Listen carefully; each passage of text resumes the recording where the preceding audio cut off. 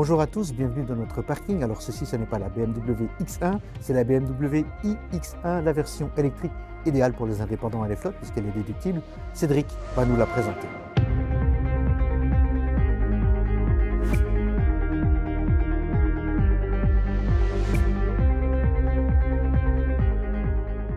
Salut Cédric. Salut Olivier. Alors les fleet managers vont être contents, il y a enfin une BMW X1 électrique. C'est vrai, ouais, c'est la première version. C'est vrai que le BMW X1, c'est quand même une voiture qui est très populaire en flotte, parce que c'est une voiture de jeunes employés, de jeunes cadres.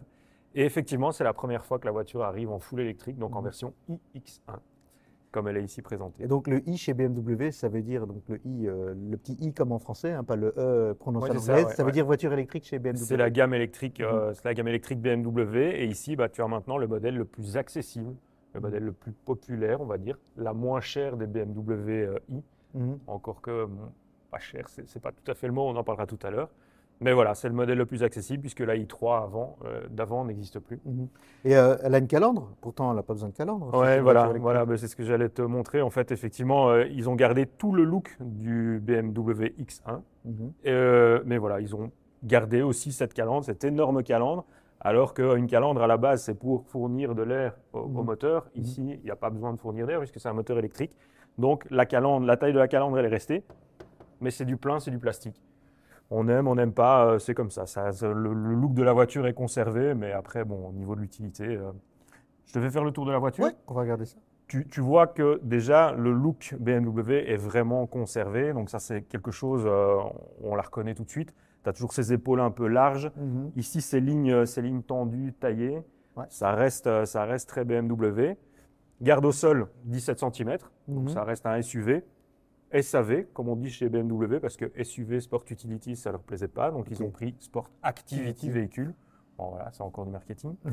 Des petits détails intéressants, comme ici, les poignées de porte qui sont maintenant intégrées pour le CX, pour le look, pour tout ce que tu veux. Ça change. Auparavant, la poignée, tu la prenais comme ça. Ici, maintenant, la poignée, tu es obligé de venir la chercher comme ça. Il y en a qui vont aimer, d'autres moins. Voilà, et puis la partie arrière, toujours vraiment très très dessinée. On voit un peu du XM, le dernier BMW XM dans ce iX1, avec une lunette très ramassée, un spoiler vraiment très long, un gros extracteur d'air. Voilà, moi je trouve que le look est plutôt réussi. Je ne sais pas ce que toi t'en penses. Mais en fait, en même temps, c'est très difficile de différencier le X1 normal de celle-ci. Donc ils ont gardé vraiment la ligne du modèle X1. Ce sont des petits détails et puis surtout, pas besoin de pot d'échappement, pas besoin de calandre ouverte, etc. Mais ici, c'est le pack M aussi. Donc le iX1 normal a des petites touches bleues. Ici, comme il a le pack M, les touches bleues ont été retirées au niveau de la calandre, tout ça. Donc c'est vrai qu'ils se font plus à un X1. Je peux encore te parler de l'architecture. Donc c'est la base FAAR, Front Antrieb Architektur. Oula. En allemand. Très bien ton allemand. Oui, merci. Et c'est la base technique de toutes les petites BMW, série 1, X1, série 2, Active Tourer. Donc traction. Oui, à la base, architecture traction, avec possibilité d'intégrer une batterie dans le plancher. Ici, dans l'occurrence sur le X1, la batterie, elle est située dans l'empattement, donc entre les deux essieux. Et tu as un peu plus de 400 kg de batterie ici. Donc, tu vois que c'est quand même conséquent. Le poids total de la voiture, c'est 2 tonnes 1 maintenant. Donc, c'est quand même pas mal. Et voilà. Et ici, tu as la version xDrive 30, qui est la seule version disponible pour l'instant sur ce iX. Mais il y en aura sans doute d'autres qui viendront par la suite.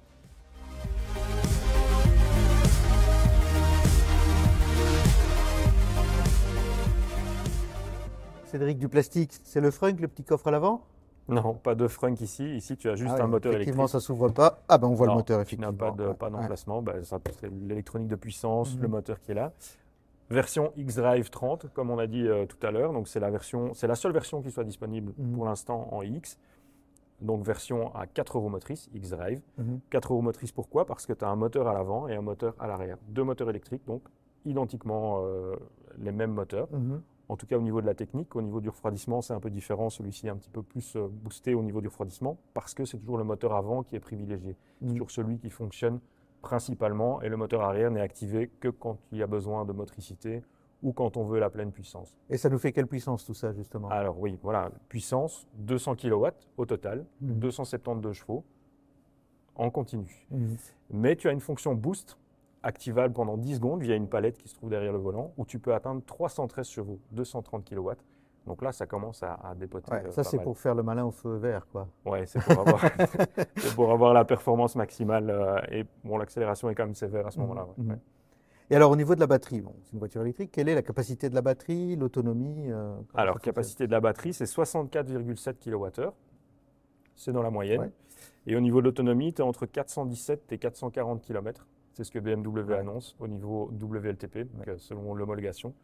En réalité, on sait qu'on est toujours en dessous de ça. Et pour l'instant, on est bien en dessous de ça parce qu'il fait très froid. Ouais. Donc, quand il fait très froid, forcément, la voiture consomme plus. Mais on peut la recharger vite, ça va, la recharge?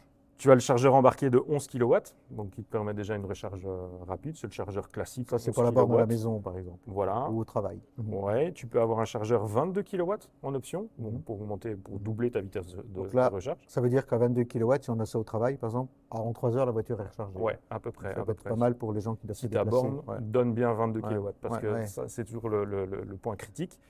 Et puis surtout, tu peux recharger cette voiture en courant continu sur les bornes ultra rapides qu'on trouve typiquement sur les autoroutes, Ionity, Fastnet, tout ça. Et là, tu peux charger jusqu'à 130 kW. Et ça, c'est pas mal parce qu'effectivement, en moins d'une heure, tu peux récupérer toute ta charge. Je peux encore te montrer un petit truc. Bon, toutes les voitures électriques ont ça. La plupart des voitures électriques ont ça, mais celle-ci a vraiment une chouette application qui te permet vraiment de suivre ta recharge en temps réel. Tu vois, c'est l'application BMW. Tu peux suivre ta recharge en temps réel. Donc, tu es à la pompe, tu bois ton café tranquillement et à distance, tu peux voir quel est l'état de recharge de ta voiture.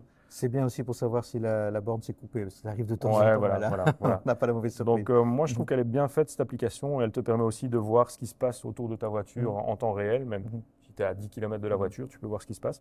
Donc, c'est pas mal. C'est un des avantages de la voiture électrique, c'est d'avoir ce petit système connecté.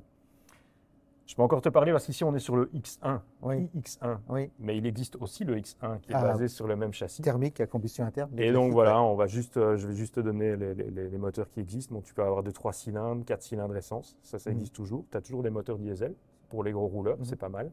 Ouais. Et puis, tu as des versions plug-in hybride qui sont sympas et qui peuvent vraiment te donner une belle autonomie électrique. Mais en plus, c'est la version plug-in hybride qui est la plus puissante de la gamme. Ah oui. Donc, c'est la X-Drive 30i, je pense, et tu es à 326 chevaux. Ouais, donc là, c'est encore un cran au-dessus. Voilà, donc tu as vraiment tout dans la gamme pour trouver ton bonheur, je pense. Ouais, c'est très varié. Donc, que ce soit pour les entreprises que pour les particuliers, le X1 est vraiment très très large et propose une large palette de motorisation. Tout à fait.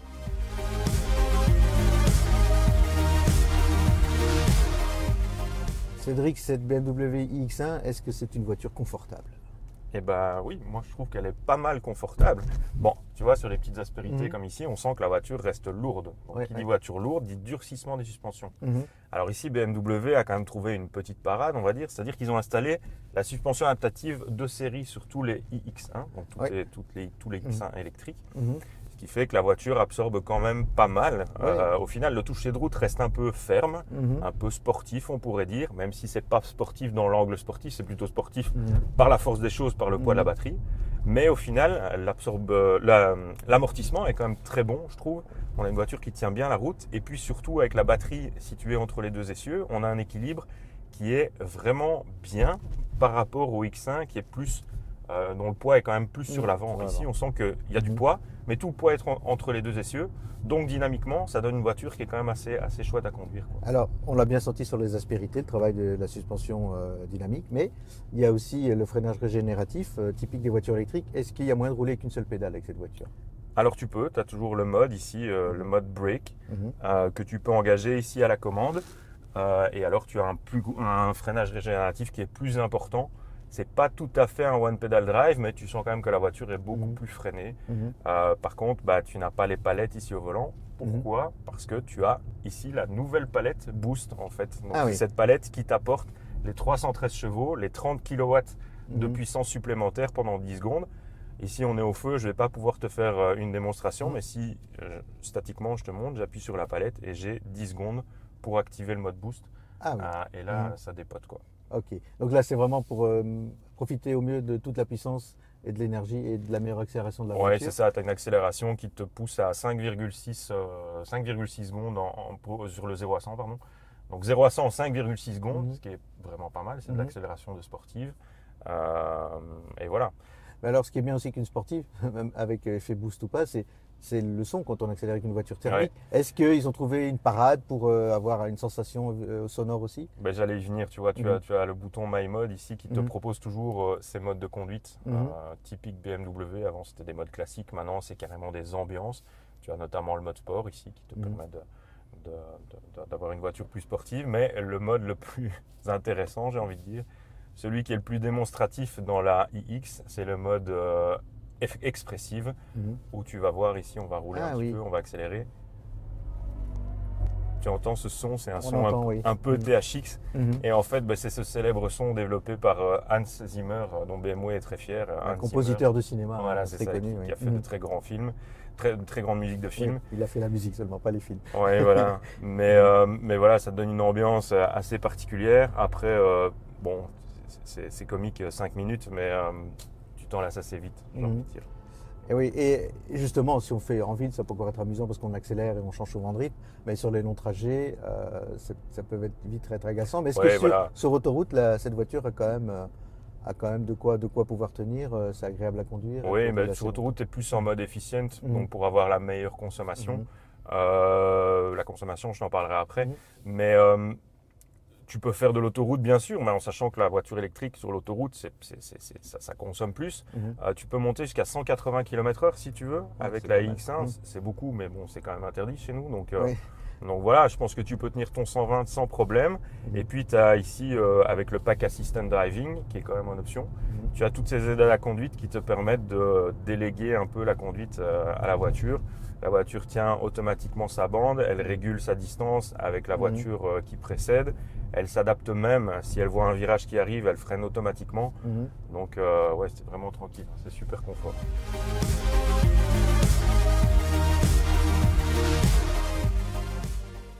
On reconnaît bien l'intérieur du X1, j'ai déjà conduit le X1 thermique, donc voilà, on est en terre connue ici. Ouais, c'est pas différent, tu as le petit cercle bleu ici qui te rappelle que tu es dans une BMW i, mais pour le reste. Après, je trouve ça assez joli, tu vois, c'est bien fait. Le mobilier est robuste, mais il n'est pas non plus trop massif. Donc c'est vraiment pas mal. C'est surtout bien fini, je trouve, les accostages, la finition ici au niveau des portes. C'est vraiment pas mal. Puis tu as cette console centrale flottante aussi qui apporte pas mal d'espace, un peu de singularité. Moi, ce que j'avais bien aimé, c'est le système pour poser son téléphone avec une pince pour pas qu'il bouge. Et en plus, il reste accessible. C'est pratique. La recharge par induction et tu viens glisser ton téléphone ici derrière, c'est pas mal. Tu as pas mal de rangements ici dans la console, c'est plutôt bien. Au niveau de l'espace, on est pas mal aussi, je trouve. Il faut se rappeler qu'on est sur une voiture de 4,50 m de long sur 1,85 m. Je trouve que l'espace est plutôt bien utilisé. La position de conduite, comme toujours chez BMW, sans reproche, quoi. Tu peux ajuster le volant dans tous les plans, en hauteur, en profondeur. Un bon petit volant qui tombe bien dans les mains. Des sièges qui sont vraiment confortables, moelleux et en même temps qui supportent bien le corps dans les virages. Et aussi le cockpit un peu tourné vers le conducteur, puisqu'on a l'écran incurvé. Et c'est moins flagrant qu'avant sur les anciennes BM, mais il reste toujours cette idée d'isoler un peu le conducteur du reste. Tout à fait. Il y a toujours un détail moi qui m'agace, c'est qu'il n'y a plus de panneau de clim physique. Tu vois, tout passe maintenant par l'écran. Alors, je trouve que l'écran est plutôt bien fichu.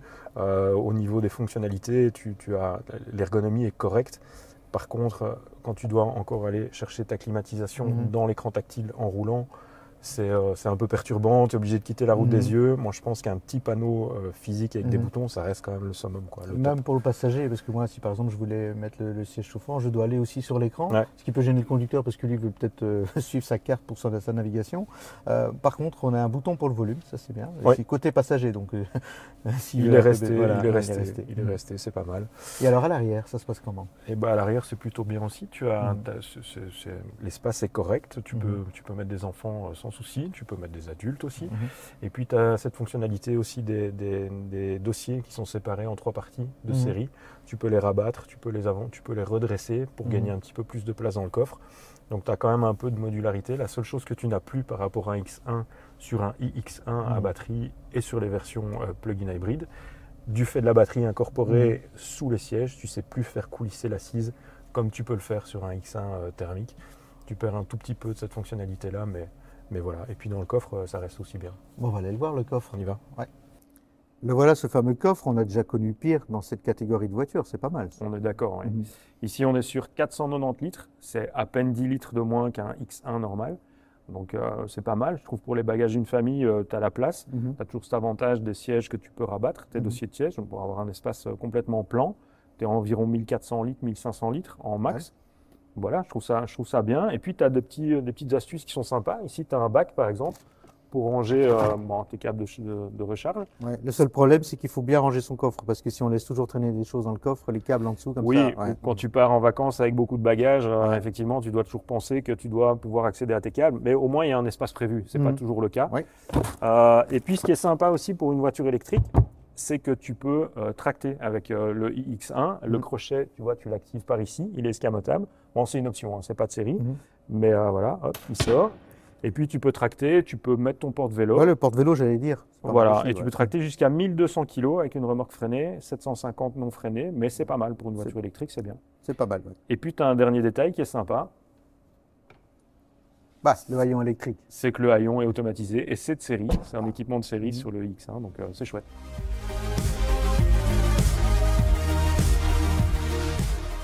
Cédric, pour avoir cette hélice dans son garage, il faut débourser combien ? Il faut toujours débourser un petit peu d'argent, j'ai envie de dire. Forcément, chez BMW, c'est toujours un peu comme ça. Je vais te donner le prix de base du X1 S-Drive 18i, qui est la version d'accès, version traction avec un moteur 3 cylindres essence. On a 37 800 €, près des 38 000 €, c'est déjà un budget. Ouais.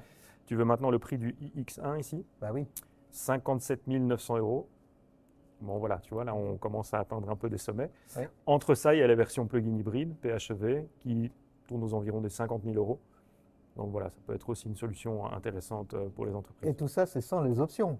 Bien sûr, tout ça, c'est sans les options. BMW, on sait, la liste d'options et de packs. Elle est à rallonge, elle est à rallonge. Si tu veux le prix de cette version ici, comme elle est là, avec le toit ouvrant panoramique, le sound system Harman Kardon, le pack M, tout ça, on est à 76 000 et quelques, je ne sais plus exactement le prix, mais 76 000 €.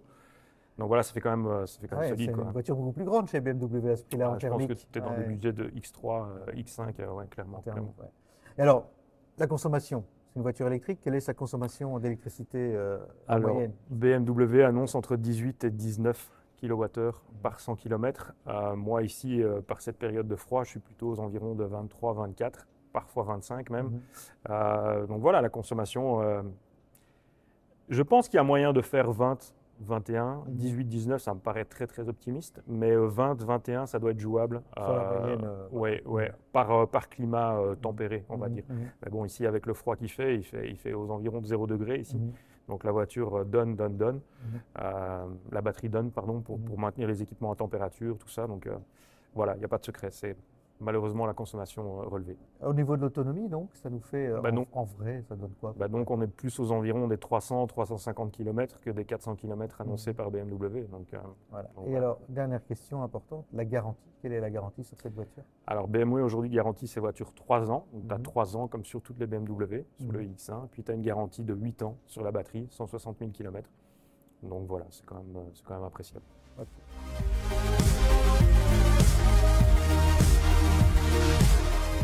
Cédric, pour conclure, cette BMW iX1, est-ce qu'elle vaut son prix ? Est-ce que c'est une bonne voiture électrique ? C'est une bonne voiture électrique. Je pense que le X1 à la base est déjà une bonne voiture, si tu veux. Donc on voit vraiment que le modèle a encore mûri, évolué en termes de confort, en termes d'agrément de conduite, en termes d'espace, de fonctionnalité. Et le iX1 profite de tout ça, évidemment. Et puis sur le X1, tu ajoutes le silence, le confort de roulage à l'électrique, l'autonomie qui n'est pas mauvaise. Donc oui, c'est une bonne voiture, c'est une voiture séduisante, ouais, tout à fait. Et pour le prix, c'est un bon rapport qualité-prix, ça vaut la peine ? Alors en rapport qualité-prix, tu as l'Audi Q4 qui est en face, qui est plus ou moins dans les mêmes budgets, qui n'est pas une mauvaise voiture non plus. Tu as les Mercedes EQA, EQB, qui sont un tout petit peu plus chers. Mais tu as surtout le Tesla Model Y, qui reste quand même la bête noire des autres constructeurs, je pense, parce que lui, il amène de l'espace, il amène de l'autonomie, il amène de la performance, il amène de la technologie. C'est complètement différent, mais c'est quand même un solide concurrent ici pour le iX1. Donc voilà, la bataille est quand même serrée. Et puis choisir le X1, c'est choisir son design, peut-être choisir la marque, la confiance en la marque BMW, le réseau que Tesla n'a pas. Mais voilà. C'est comme ça que je conclurai. C'est l'envie d'aimer les voitures allemandes plutôt qu'une voiture américaine, c'est un peu ça. On peut résumer ça comme ça si on veut, ouais. Merci de nous avoir regardés, merci Cédric, et n'oubliez pas que vous pouvez retrouver tous nos essais sur notre chaîne YouTube Moniteur Automobile. N'oubliez pas de vous abonner et vous pouvez aussi retrouver toute l'actualité automobile, des conseils et les derniers essais sur moniteurautomobile.be.